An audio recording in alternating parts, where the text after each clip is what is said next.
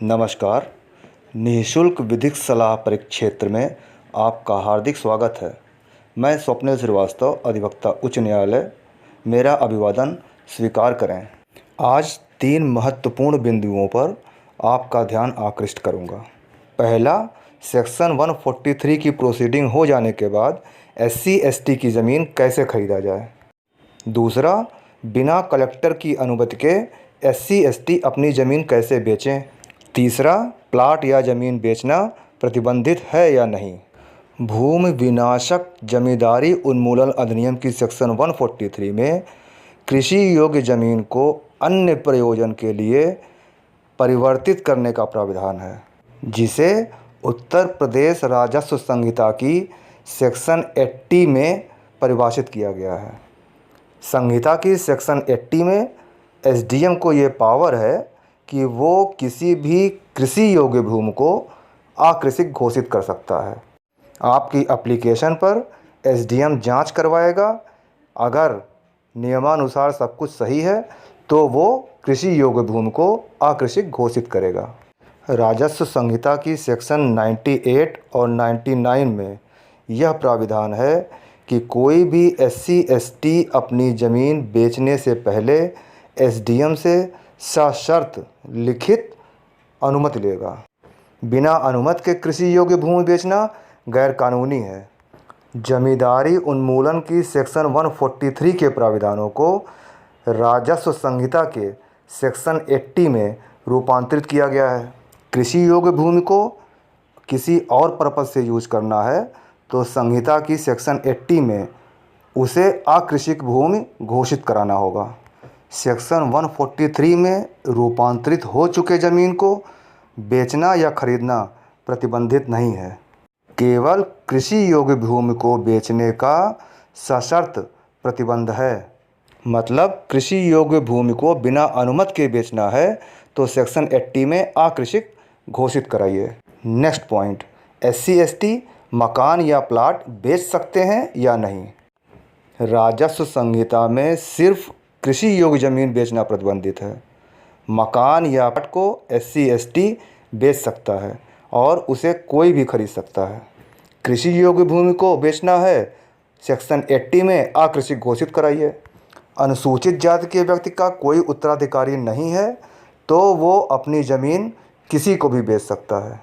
और हाँ, अगर उसकी ज़मीन किसी और राज्य या ज़िले में है तो वह अपनी ज़मीन बिना कलेक्टर के परमिशन के किसी को भी बेच सकता है। अगर बेटी की शादी करना है तो सही कारण और स्थिति पर विचार करते हुए कलेक्टर को अधिकार है कि वो SC/ST को अपनी कृषि योग्य ज़मीन भी बेचने का अनुमति प्रदान करे, भले ही वो किसी दूसरी जाति के व्यक्ति को बेच रहा हो।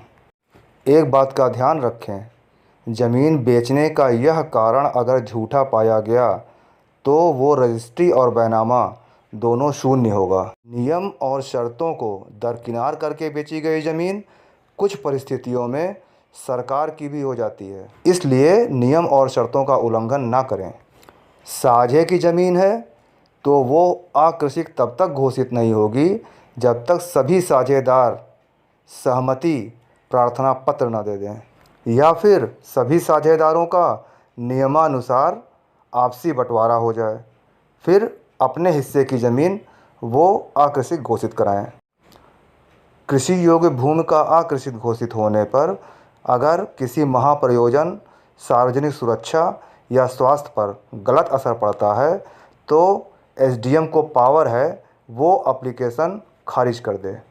एप्लीकेशन देते समय इस बात का भी ज़रूर ध्यान दें, सेक्शन 80 में कृषि योग्य भूमि को अकृषिक घोषित कराने के लिए फॉर्म RC-25 पर आवेदन करें जो SDM के समक्ष होगा और इस कार्रवाई में सरकार के द्वारा कुछ निर्धारित शुल्क भी जमा होता है।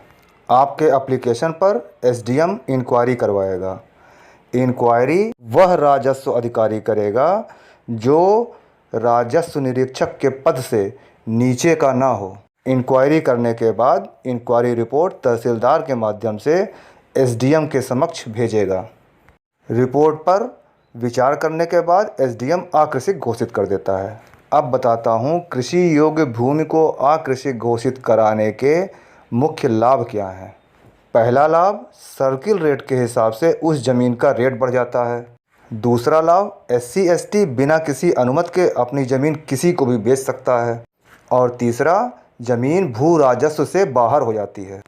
कानूनी सलाह, एससी एसटी अपनी ज़मीन को बिना अनुमति लिए बेचना चाहते हैं तो वो अपनी कृषि योग्य भूमि को सेक्शन 80 में अकृषि घोषित कराएं, फिर जिसे चाहें उसे बेचें।